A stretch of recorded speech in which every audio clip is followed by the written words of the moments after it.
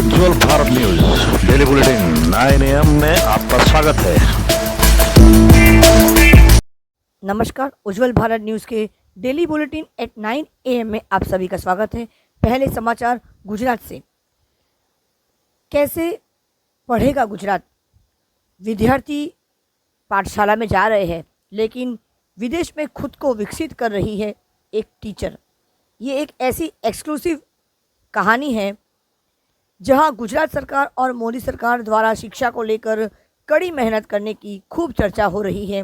वहीं दांता तालुका में अंबाजी के पास पंसा प्राइमरी स्कूल की शिक्षिका 8 साल से अमेरिका में है, लेकिन उनकी नौकरी अभी भी चल रही है। ये कैसा शिक्षा विभाग है और शक्ति ने इस मिस्टर इंडिया शिक्षक पर कार्रवाई क्यों नहीं की, जिसका नाम शिक्षक के रूप में भारत में चल रहा है और वर्तमान में विदेश में रहता है। अंबाजी के पास से पासा प्राइमरी स्कूल में बच्चों की पढ़ाई से कितना समझौता हो रहा है। इस स्कूल की एक शिक्षिका, जिनका नाम भावना बेन पटेल है, वो पिछले 8 साल से अमेरिका में रह रही है और उनके पास वहाँ का ग्रीन कार्ड है। हालांकि वह वहाँ की रहने वाली है।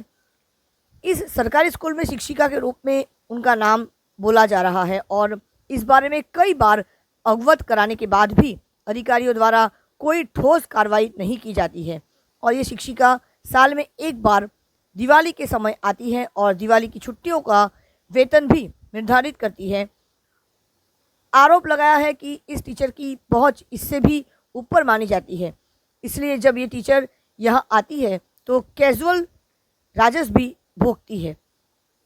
दिवाली की छुट्टियों की सैलरी लेती है और बाकी के 10 महीने अमेरिका में बिताती है सरकारी किताब में शिक्षक के रूप में ड्यूटी पर। क्या गुजरात ऐसे पढ़ेगा? आइए पंसर प्राथमिक विद्यालय की पारुल बेन, जो वहाँ की प्रिंसिपल है, उन्हीं से सुनते हैं ये पूरा माजरा क्या है। श्री પાંજા પ્રાથમિક શાળા, હું અત્યારે ઇન્ચાર્જ આચાર્ય તરીકે છું। આ પટ્ટાની આદિવાસી પટ્ટાની એક આ શાળા છે। મારે આવે આ સ્કૂલમાં 9 મહિના જેવો ટાઈમ થયો છે। હવે આ શાળામાં મેં જોયું છે એક ભાવનાબેન પટેલ નામના શિક્ષિકા છે, જે પોતે અમેરિકા શિકાગો સ્થાયી છે અને વર્ષમાં 1 મહિનો આવે છે। એટલા માટે આવે છે કે હું ચાલુ શિક્ષક છું એ ગણતરી કરાવવા માટે, અને આ ચાલી બી રહ્યું છે કેટલાય વર્ષોથી। અને બાળકોનું હિત શું? બાળકોને એક શિક્ષકની જરૂર છે, ત્યારે આ બેન ત્યાં ફોરેનમાં બેઠા છે અને જગ્યા રોકીને બેઠા છે। તો ભાઈ કાં તો શિક્ષક હાજર થાય, કાં તો એમની જગ્યા ખાલી કરે, અને એમને બધું મળી જ ગયું છે। હવે કહેવાનો મતલબ 27માં રિટાયરમેન્ટ થાય છે તો સમજીને ખાલી કરી દે જગ્યા, કાં તો હાજર થઈ જાય। आइए अब आपको बताते हैं कि 9 अगस्त को किस प्रकार से, यानी कल, पूरे विश्व स्तर पर आदिवासी दिवस मनाया गया। विश्व आदिवासी दिवस एक महत्वपूर्ण अवसर है जो आदिवासी समुदायों की सांस्कृतिक धरोहर और उनके योगदान को मान्यता देने के लिए मनाया जाता है। यह विशेष दिन आदिवासी संस्कृति की गहराई, उनकी परंपराओं और उनके अधिकारों के प्रति जागरूकता बढ़ाने के उद्देश्य से आयोजित किया जाता है। इस दिन का मुख्य उद्देश्य आदिवासी कला, संगीत, नृत्य और उनकी जीवन शैली को सम्मानित करना होता है। इन सांस्कृतिक गतिविधियों के माध्यम से आदिवासी समुदाय की विविधता और उनकी विशिष्ट पहचान को उजागर किया जाता है। गुजरात के अरवली जिले में भी धूमधाम से विश्व आदिवासी दिवस मनाया गया। आइए जानते हैं उत्तर गुजरात के हमारे ब्यूरो हेड हिमांशु भाई व्यास इस विशेष दिन के लिए क्या विशेष तौर पर संवाद लेकर आते। तो आगे के संवाद हिमांशु व्यास जी की तरफ से। विश्व भारती आदिवासी दिन आज पूरा विश्व मना रहा है, तो भारत भर में भी आदिवासी समाज के द्वारा एक बहुत भव्य आयोजन किया गया जाता है और इस देश को खुशहाली के साथ मनाया जाता है। आज हमारे साथ कुछ आदिवासी भाई है जुड़े, हम उनसे बात करेंगे। नमस्कार, आपका नाम बताइए। मेरा नाम विष्णु अश्विन भाई है। और आज के दिन का महत्व बताइए। हमारा 9 अगस्त जल जंगल जमीन के लिए हम लड़ते हैं और इसके लिए हम जरूर लड़ेंगे। हम आदिवासी एक समान है सब। आदिवासी के लिए हम एक जल जंगल जमीन सब बचाने के लिए तैयार है। जल जमीन बचाएंगे। आज अरवली जिले में कितने हिस्सों से आदिवासी इकट्ठे हुए हैं? कितने हिस्सों? हम 9 अगस्त आदिवासी के लिए विश्व आदिवासी रैली निकाली है। जल जंगल जमीन विश्व आदिवासी के लिए हम लड़ते रहेंगे पूरी। हिमांशु व्यास, उज्जवल भारत न्यूज, अरवली। गुजरात के अरवली जिले के बाद अब रुख करते हैं दक्षिण गुजरात वलसाड़ जिले से। वलसाड़ जिले में भी कल धूमधाम से आदिवासी दिवस मनाया गया। आइए आपको बता देते हैं विश्व आदिवासी दिवस का महत्व क्या है। विश्व आदिवासी दिवस का महत्व दुनिया भर में स्वदेशी लोगों के सामने आने वाली चुनौतियों जैसे भेदभाव, गरीबी और शिक्षा और स्वास्थ्य सेवा तक पहुंच की कमी के बारे में जागरूकता बढ़ाता है। ये स्वदेशी लोगों की संस्कृतियों और योगदान का जश्न मनाने का एक शुभ अवसर भी माना जाता है। विश्व आदिवासी दिवस स्वदेशी संस्कृतियों की विविधता का जश्न मनाने और उनकी सभी चुनौतियों के बारे में जागरूकता बढ़ाने का एक महत्वपूर्ण दिन है। ये दुनिया भर में स्वदेशी लोगों के बेहतर भविष्य की दिशा में काम करने के लिए प्रतिबद्ध होने का भी दिन है। विश्व आदिवासी दिवस मनाते हैं कुछ तरीके इस प्रकार से भी है। अपने समुदाय के स्वदेशी लोगों के बारे में जानें, स्वदेशी व्यवसाय और संगठनों का समर्थन करें, स्वदेशी अधिकारों के लिए वकालत के काम में शामिल करें, स्वदेशी लोगों के सामने अपने आने वाली चुनौतियों के बारे में दूसरों को शिक्षित करें, स्वदेशी संस्कृतियों और परंपराओं का जश्न मनाएं। विश्व आदिवासी दिवस एक साथ आने और दुनिया भर में स्वदेशी लोगों के लिए अपना समर्थन दिखाने का दिन है।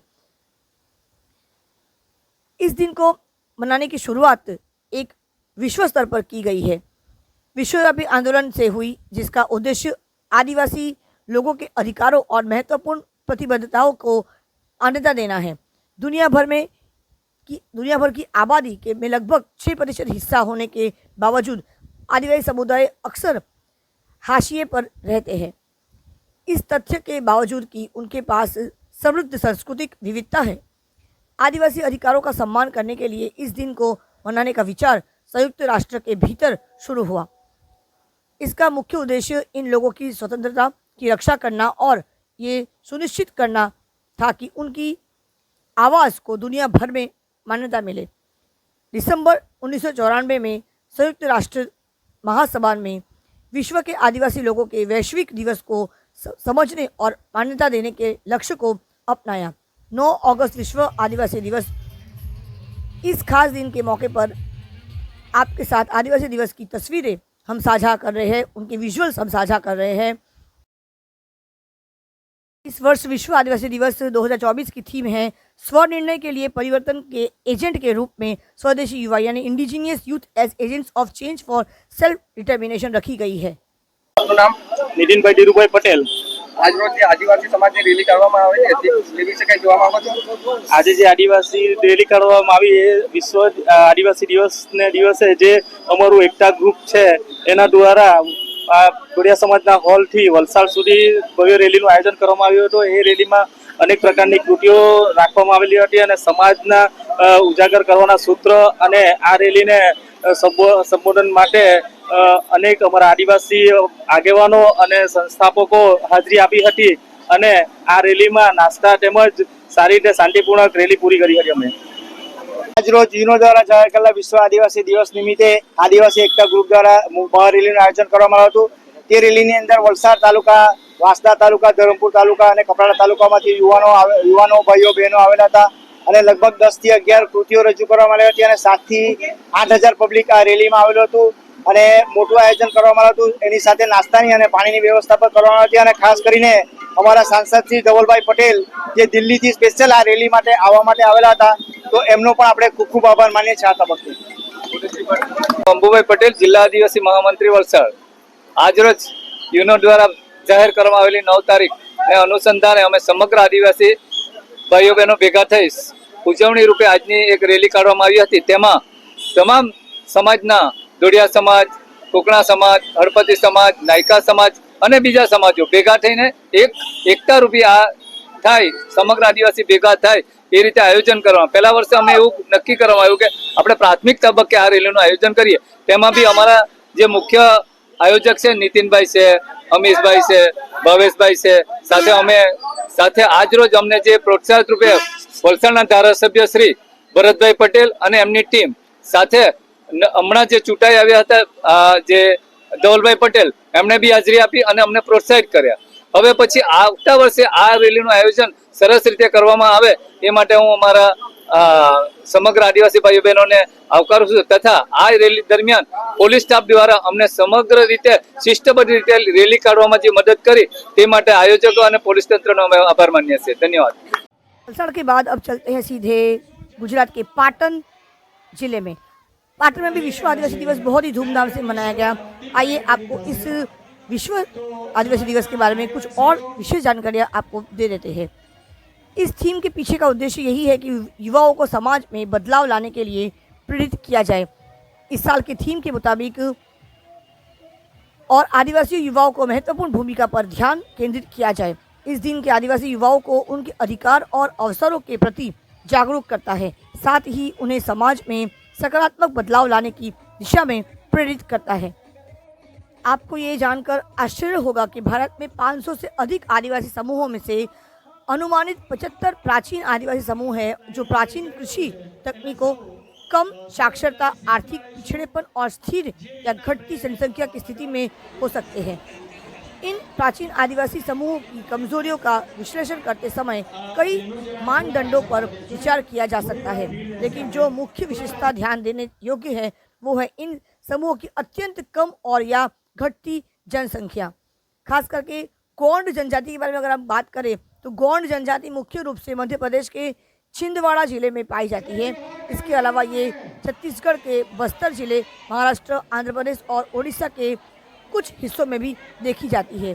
भील जनजाति के बारे में अगर आपको बता देना चाहते हैं तो ये जनजाति भारत के राजस्थान से सिरोही के अरावली पर्वत श्रृंखला में अधिकतर पाई जाती है और डूंगरपुर तथा बांसवाड़ा जिले के कुछ स्थानों पर भी निवास करती है. इसके अलावा भील जनजाति गुजरात, मध्य प्रदेश, महाराष्ट्र और त्रिपुरा के कुछ हिस्सों में भी बसती है.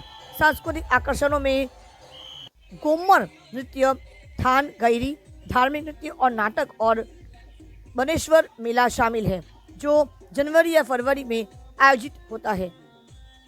ग्रेट अंडमानी जनजाति जिसमें एंगो, जारवा, जांगिल और सेंटिलिन्स शामिल है.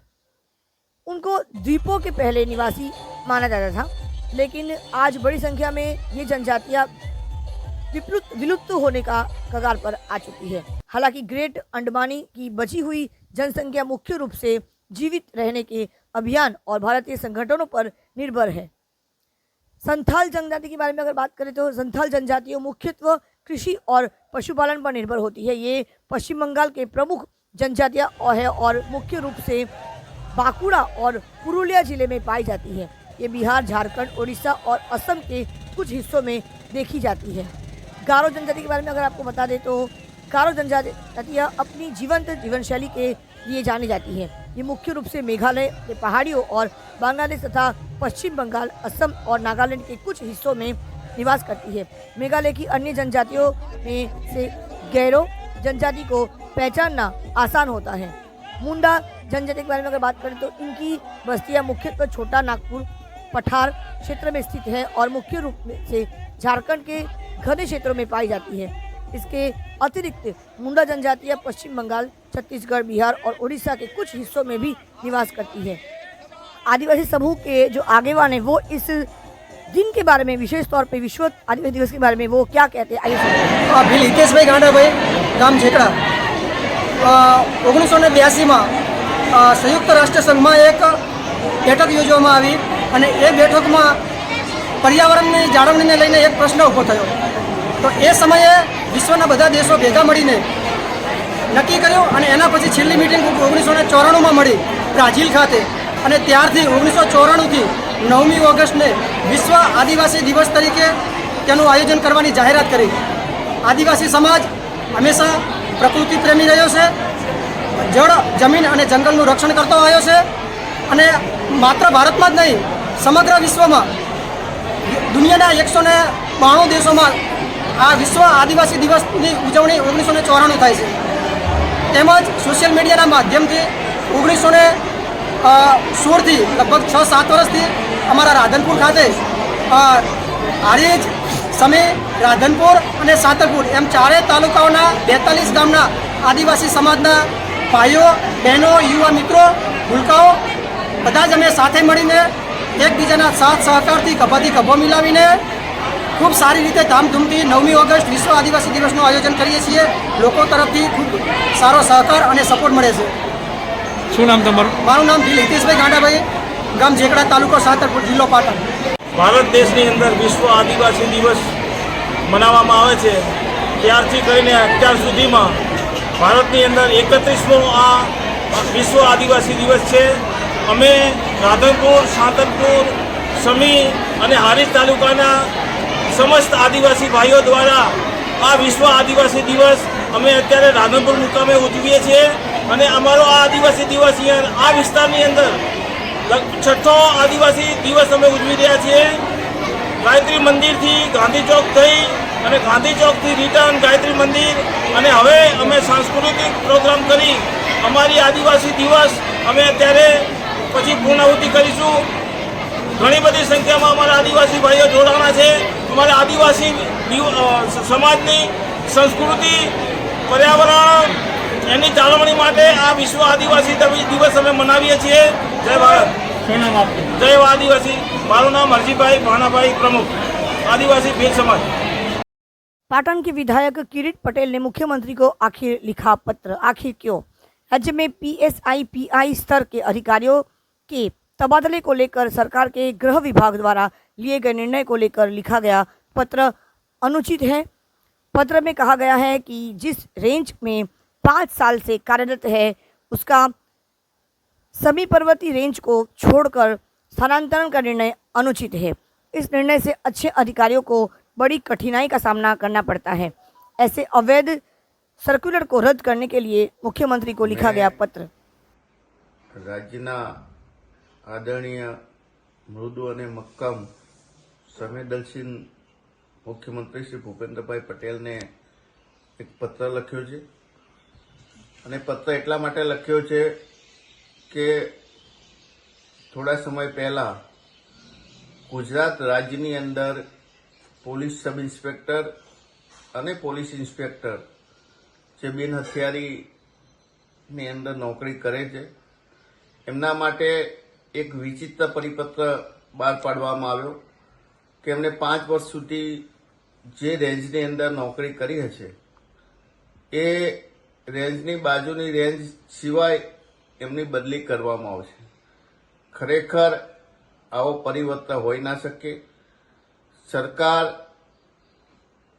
એ મને લાગે છે કે પાડાના વાંકે પખાલીને ડામ એવી વાત કરી રહી છે.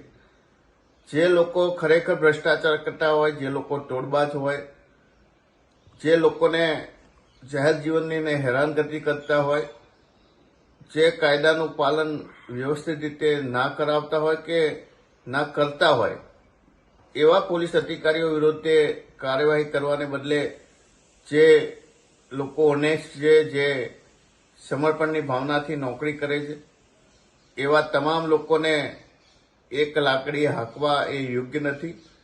બીજું, માત્ર પોલીસ ઇન્સ્પેક્ટર અને પોલીસ સબ ઇન્સ્પેક્ટર માટે જ આવો પરિપત્ર કેમ? રાજ્યની અંદર ઘણા બધા વિભાગો છે. એ દરેક વિભાગની અંદર ડિવિઝન હોય છે, સબ ડિવિઝન હોય છે, સર્કલ હોય છે. તો એમના માટે પણ આવો નિયમ ના બનાવીને માત્ર પોલીસ અધિકારી માટે આવો પરિપત્ર કરવાથી એમના સામાજિક જીવન ઉપર અસર પડી છે. પોલીસ ગુજરાતની અંદર સ્ટ્રેસમાં જીવે છે. મોટાભાગના પોલીસ અધિકારી તમે જુઓ છો કે આત્મહત્યા પોલીસ કર્મીઓ કરી રહ્યા છે. આત્મહત્યાનું અને તણાવનું પ્રમાણ પોલીસની અંદર વધુ છે.